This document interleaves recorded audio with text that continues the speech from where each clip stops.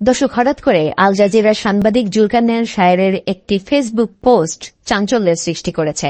সেই ফেসবুক পোস্টের মাধ্যমে তিনি বলতে চেয়েছেন যে বাংলাদেশে সম্ভবত আগামী ফেব্রুয়ারিতে নির্বাচনটা যেন বানচাল হয়ে যায়, সেই ব্যাপারে আইনি পদক্ষেপ নেয়ার ব্যবস্থার দিকে যাচ্ছে কেউ কেউ। কোনো কোনো রাজনৈতিক দলের পক্ষে আইনজীবীদের একটা অংশ এই কাজ করতে চলেছে। বিভিন্ন সাংবিধানিক দোহাই দিয়ে আগামী ফেব্রুয়ারিতে নির্বাচন, এমনকি এই সরকারের অধীনে নির্বাচন বানচালের চেষ্টা চলছে। অনেকদিন থেকেই নির্বাচন ফেব্রুয়ারিতে হবে কি হবে না এই ব্যাপারে যথেষ্ট সন্দেহ তৈরি হয়েছিল এবং সেটা নিয়ে যথেষ্ট আলোচনাও আমরা দেখেছি। এই কথা যখন সাংবাদিক জুলকারনাইন শায়ের বলছেন, তখন সাবেক সেনাপ্রধান ইকবাল করিম ভূঁইয়া সাম্প্রতিক সময়ে নানা বিষয়ে, সেনাবাহিনী বিষয়ে তাকে খুব তৎপর, খুব কথাবার্তা বলতে শুনছি। তিনি আজকে মন্তব্য করেছেন যে নির্বাচন হতে অন্তত আরো 1-2 বছর সময় লাগবে। হঠাৎ করে এই দুই গুরুত্বপূর্ণ ব্যক্তি, যারা মোটামুটি জুলাই আন্দোলনের পক্ষে তাদের অবদান রেখেছিলেন এবং জুলাই আন্দোলনের পক্ষেই, সরকারের পক্ষে নানা ধরনের কথাবার্তা, বক্তৃতা, বিবৃতি দিয়ে আসছিলেন, তারা কেন ভাবছেন যে ফেব্রুয়ারিতে নির্বাচন হচ্ছে না?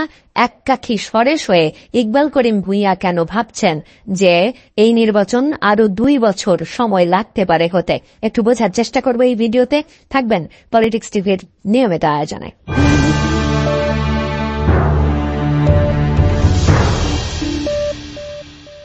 দর্শক, বলছিলাম দুটি শঙ্কা তৈরি হয়েছে। ইকবাল করিম ভূঁইয়া যেমন বলেছেন, তেমনি সাংবাদিক জুলকারনাইন শায়ের আইনি দিক নিয়ে কথা বলছেন। জুলকারনাইন শায়ের ফেসবুক পোস্ট আপনারা দেখে নিন। তিনি ভয়াবহ একটা কথা বলেছেন বিশেষ একটি চক্র অন্তর্বর্তী সরকারের নির্বাচনে আগ্রহী অংশকে বেকায়দায় ফেলার উদ্দেশ্যে অন্তর্বর্তীকালীন সরকারের অধীনে নির্বাচন করার সাংবিধানিক বৈধতা নিয়ে প্রশ্ন তোলার পাঁয়তারা করছে। পাশাপাশি বর্তমান সরকারের বৈধতা নিয়েও এরা আদালতের শরণাপন্ন হওয়ার পরিকল্পনা করছে। কি ভয়াবহ ব্যাপার! নির্ভরযোগ্য মাধ্যমে প্রাপ্ত এই তথ্যটি যদি সঠিক হয়, তাহলে অচিরেই হয়তো আরেকটি তামাশার সাক্ষী হতে হবে। তিনি বলছেন যে নির্বাচন বানচালের ব্যাপারই শুধু না, বর্তমান সরকারের বৈধতা চ্যালেঞ্জ করেও আদালতে যাওয়ার সিদ্ধান্ত নিয়েছে কিছু কিছু আইনজীবী। তার মানে বর্তমান সরকারকেও প্রশ্নবিদ্ধ করা এবং বর্তমান সরকারের কার্যকারিতা নষ্ট করা, আগামী নির্বাচন ফেব্রুয়ারিতে না হওয়া এবং বর্তমান সরকারের অধীনে নির্বাচন না হওয়া, এই প্রক্রিয়া শুরু হতে চলেছে, তেমন তথ্য তিনি দিচ্ছেন। এই তথ্যটা যদি সত্য হয়, তাহলে আমাদের জন্য ভয়াবহ পরিস্থিতি অপেক্ষা করছে। তিনি যখন এই কথা বলছেন, তখন আজকে যেটা বলেছেন ইকবাল করিম ভূঁইয়া, সাবেক সেনা প্রধান, তিনি যেটা বলেছেন সেটা আরো ভয়াবহ। তাকে নিয়ে বাংলাদেশ প্রতিদিনের শিরোনাম আপনারা দেখে নিতে পারেন। তিনি বলছেন বর্তমান অন্তর্বর্তী সরকার আরো 1-2 বছর থাকবে। কিভাবে থাকবে, কি বলছেন তিনি একটু জেনে নেওয়া যাক। তিনি বলছেন বর্তমান অন্তর্বর্তী সরকার আরো 1-2 বছর থাকবে বলে দাবি করেছেন সাবেক সেনাপ্রধান জেনারেল অবসরপ্রাপ্ত ইকবাল করিম ভূঁইয়া। তিনি বলেন বর্তমান অন্তর্বর্তী সরকার আরো 1-2 বছর থাকবে, তারপর নির্বাচনে বিএনপির ক্ষমতা আরোহণের সম্ভাবনা আছে। 2 বছর পরে বিএনপি ক্ষমতায় আসবে, এরকম কথা বলেছেন। বিএনপি পুরো মেয়াদ শেষ করতে পারবে কিনা তা নির্ভর করবে কিছুটা ভারতের কৌশলগত অবস্থানের উপরে এবং কিছুটা আওয়ামী লীগের প্রত্যাবর্তন ও শক্তি সঞ্চয়ের উপরে। খুবই ইন্টারেস্টিং একটা কথা বলেছেন যে 2 বছর সময় লাগবে নির্বাচন হতে, 2 বছর এই অন্তর্বর্তী সরকারই থাকবে, তারপরে নির্বাচন হবে, সেই নির্বাচনে বিএনপি ক্ষমতায় আসবে এবং বিএনপি ক্ষমতায় এসে তার যে পুরো 5 বছরের মেয়াদ, সেটা থাকতে পারবে কিনা সেটা নির্ভর করবে ভারতের কৌশলগত অবস্থানের উপরে এবং কত দ্রুত আওয়ামী লীগ ফিরে আসছে সেটার উপরে। যদি বিএনপি তার বিরুদ্ধে পরিচালিত পরিকল্পিত সহিংসতা বিরোধী আন্দোলন দমনে ব্যর্থ হয় তাহলে ১/১১ পুনরাবৃত্তি হবে। অর্থাৎ এর আগে যে ১/১১ ঘটনা ঘটেছিল সেনা ব্যাকড তত্ত্বাবধায়ক সরকার, সেই রকম ঘটনা আবারও ঘটবে, সেই কথা তিনি বলছেন। নিজের ফেসবুকে আগামী 5 বছরে আমরা কোথায় যাচ্ছি শিরোনামে এক ধারাবাহিক লেখার শেষ অংশে আজকে প্রকাশিত অংশে এমনটা দাবি করেছেন তিনি। ইকবাল করিম ভূঁইয়া তার ফেসবুক পোস্টে আরও লিখেছেন, অদক্ষতা, আইন শৃঙ্খলা অবনতির কারণে অথবা ছাত্র চাপের মুখে সংস্কার মিশনে হাত দিলে নির্বাচন না হয়ে অন্তর্বর্তী সরকার ক্ষমতায় থাকবে। অর্থাৎ যে মেকানিজমগুলো চলছে সেই মেকানিজমগুলো যদি অব্যাহত থাকে তাহলে এই সরকার আরো 2 বছর ক্ষমতায় থাকবে। তখন দুর্বল মন্ত্রীরা বদলাবে এবং ডক্টর ইউনূসকে প্রেসিডেন্ট করে ঐক্যমত্যের জাতীয় সরকার গঠিত হবে। তিনি আবার আরো এক কাঠি সরেস হয়ে বলছেন যে জাতীয় সরকার হবে এবং সেখানে প্রফেসর ইউনূসকে প্রেসিডেন্ট করে জাতীয় সরকার হবে, সেই সরকার হয়তো আরো 2 বছর থাকবে। কিন্তু কোন প্রক্রিয়াতে জাতীয় সরকারের থিওরিতে বিএনপি রাজি হবে?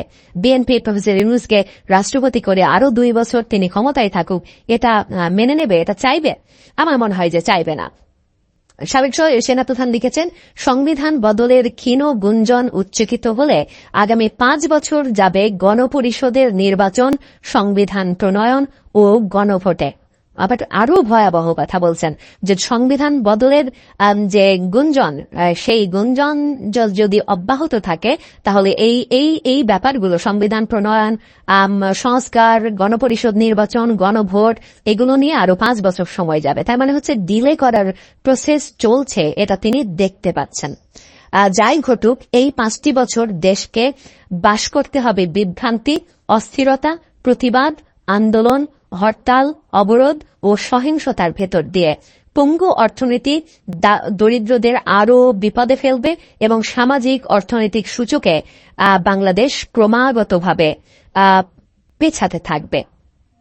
কি ভয়াবহ মন্তব্য! তিনি বলছেন যে বর্তমান যে অবস্থা চলছে সেই অবস্থা যদি চলতে থাকে তাহলে মানে সংবিধান প্রণয়ন সহ সংস্কার, গণপরিষদ নির্বাচন, গণভোট, এই কার্যক্রমগুলো ধারাবাহিকভাবে একের পর এক দাবি হিসেবে আসবে এবং এই কার্যক্রমগুলো সম্পন্ন হতে 2 বছর না 5 বছরও এই সরকার ক্ষমতায় থাকতে পারে এবং ক্ষমতায় থাকার প্রয়োজন হতে পারে।